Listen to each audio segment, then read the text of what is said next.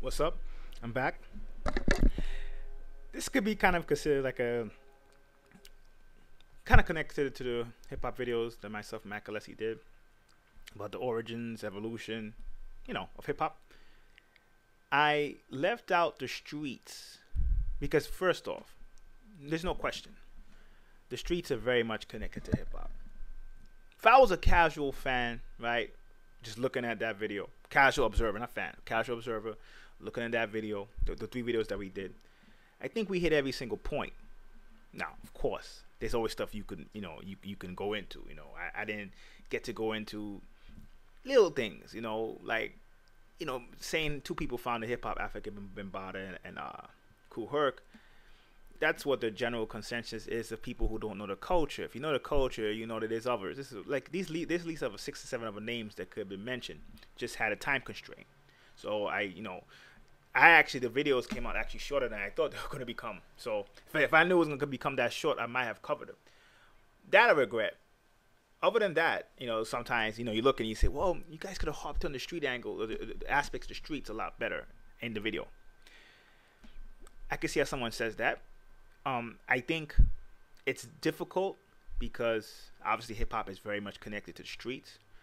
And I think sometimes when people say it, they say it as a point of pride, but they don't really realize that hip hop is revolutionary. So in the revolution is always going to start with the underclass.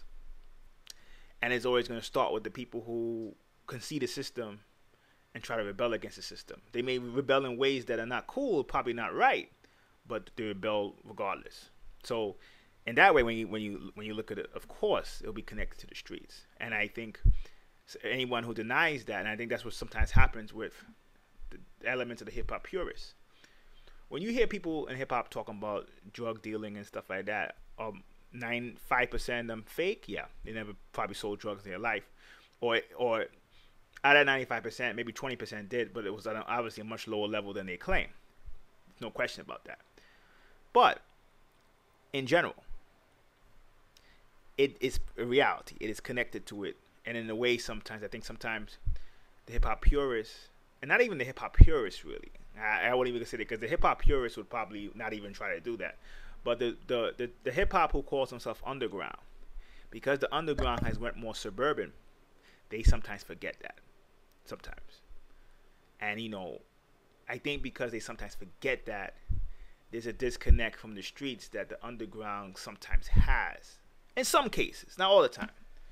That I think hurts it for being able to critique it, that culture, when it comes to that.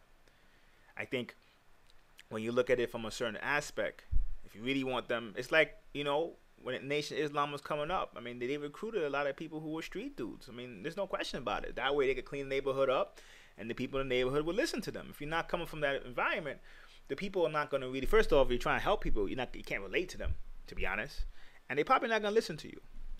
So I think sometimes the people who critique the element of street culture and hip hop, I think they go about it from the wrong angle or from the wrong way.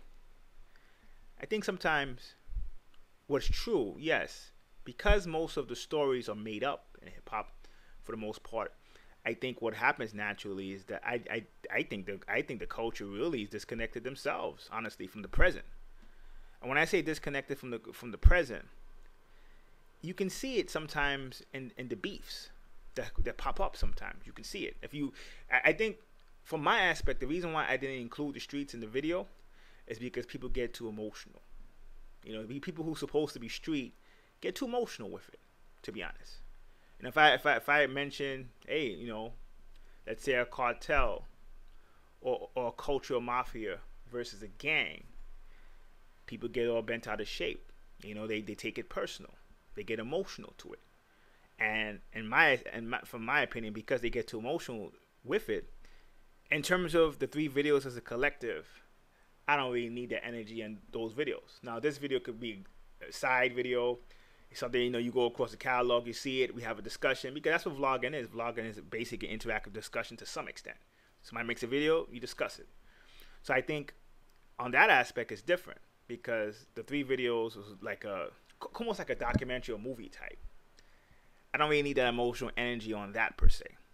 But I do think in general, there's a lack of maturity that comes in the culture, when it comes to discussing the streets. I think the lack of maturity, it's you can see it from the beefs, to be honest. I'm not gonna lie, you can see it from the beefs. And if I come and say, well, you know, I mean, it's so many ways you can look at it. Street credibility. Street credibility mostly is an industry term. Honestly. If you're a boss or you're a person who's respecting the streets, you could do what the hell you want to do. Especially when it comes to the record industry, which is not even the streets to begin with. So street credibility was really just coming up for the record industry to have like an organized way of like boundaries that you had to fit for them to package you, to be honest. Which is cool. But I think sometimes people forget that. And I think sometimes when people forget it, you can see it because then they would say so-and-so doesn't have street credibility, so-and-so doesn't have street credibility. And it's cool, but you can tell there's a disconnect from actually what goes on in the streets. And to be honest, in some ways sometimes, you could even see it because, you know, it's supposed to be the CNN in the hood. And I don't think really when it comes to the streets, it matches that anymore, to be honest. You know, whether, like, because you would say some people critique it by saying, well, you know, this glamorizing it, right? Or glamorizing it, you shouldn't talk about it at all. But I think in general, hip hop is going to be one of those things that it's not classical music. It's culture. It's beyond the music. So when it's a culture, you're going to get both good and bad. If I talk about Chinese culture, yeah, you got martial arts, you got their contributions to civilization, you know, what they did in writing and mathematics and medicine, you know, even pasta that, you know, other people take credit for. They probably got it from noodles, firecrackers. I mean, their contributions have been massive. But, I mean, they do have an aspect called the Chinese triads and the tongs and the snakeheads. And in general, I mean, it's a culture, so you're going to have both good and bad. I think sometimes when people are analyzing just the streets in general and this so-called thing being a gangster, I think people don't understand that the biggest gangsters, honestly, are really the corporations. And I'm not saying this as a person because, you know, sometimes when you hear that, right, here's the thing. Sometimes when you hear that, right, you hear that, and the person is coming off very intellectual or from an aspect of not really being in the streets. And when I say that, it means someone could say, oh, yeah, the biggest corporation is government and corporate, you know, biggest gangsters is the government corporation. But in everyday life, in the everyday reality of the streets, they don't see that. So you can say it, but connect why that's true. Because there's a line of procession. You could start off, it's a gang, right? Even the triads, the mafia, all of them start off like that to some extent. Then it grows, it organizes, gets more structure. Then it becomes what people call fraternal orders or cartels, which are more organized. Could be organized based on race, culture, certain landmass, whatever.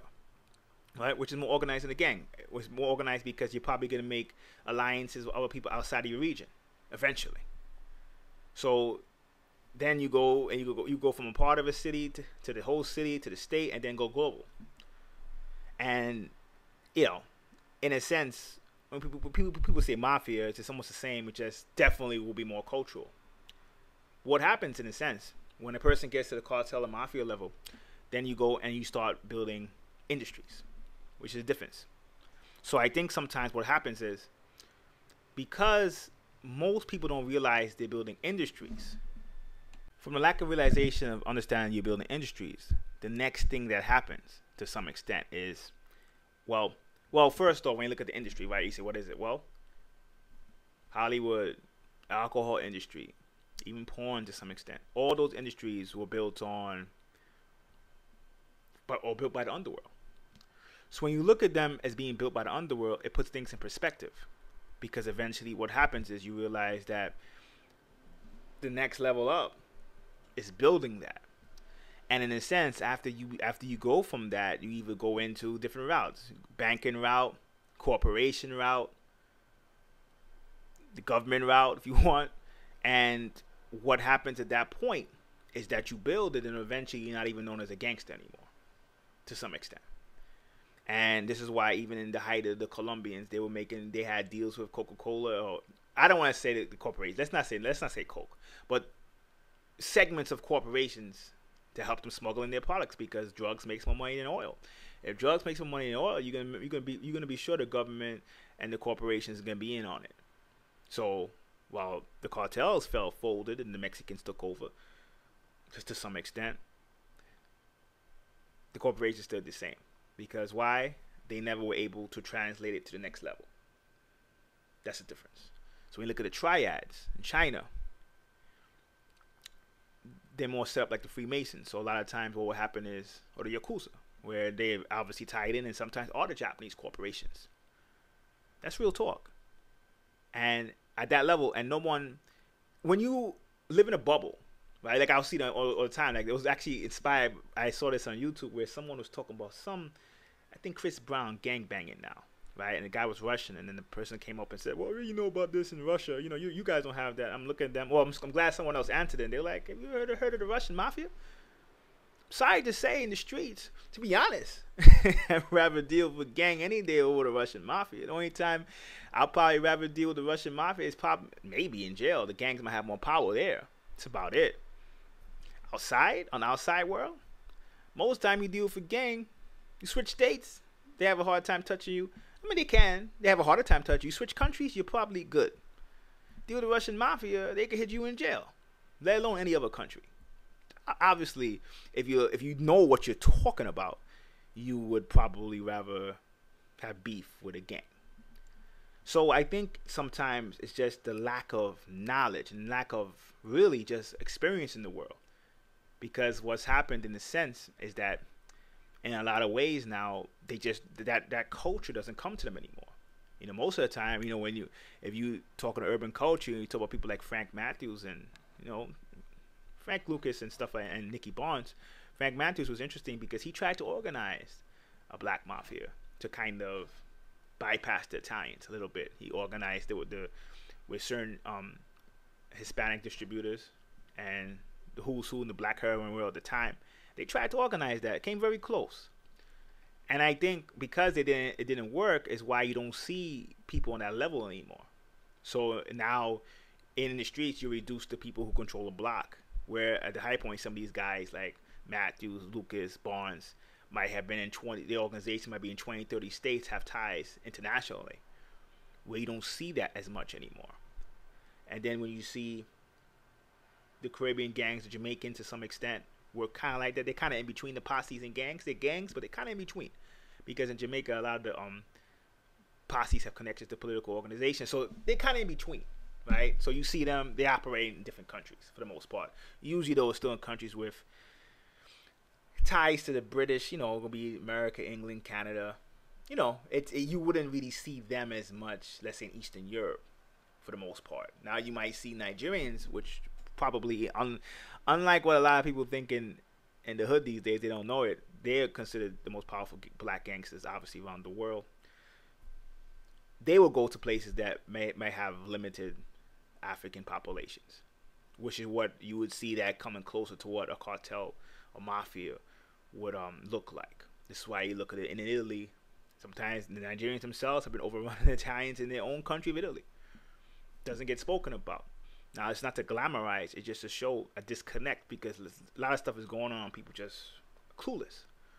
So I think, in a sense, the culture of hip hop stayed at that level, which is the lower gang level, and didn't transform. So building industries, which hip hop could have been the first industry that they built. I mean, you look at it, then they could have tied it into, I mean, they got places like Nollywood in Nigeria where, not places, industries like Nollywood where they just need the money. You know, you look at it and they don't think on that level, because a real gangster is going to think on that level where he's going to try to expand his or her boundaries so that they make more money. But they don't think like that. So what somebody else might look at this video and say, why are you glamorizing? It has nothing to do with glamorizing. Just know how the world works. When you see a corporation, you see a corporation. When I see a corporation, especially on a certain level, I just see a high-level gang, high-level cartel, whatever you want to describe it, that's now legally fucking people over. So sometimes when you get into the real part of life, it's a lot harder to, because, you know, in general, people just don't want to see that, but it's a reality. And I just don't think people were prepared for that reality. So I chose not to bring that element into the 3 hip-hop videos for that reason. Hope that helps. Till next time. Peace.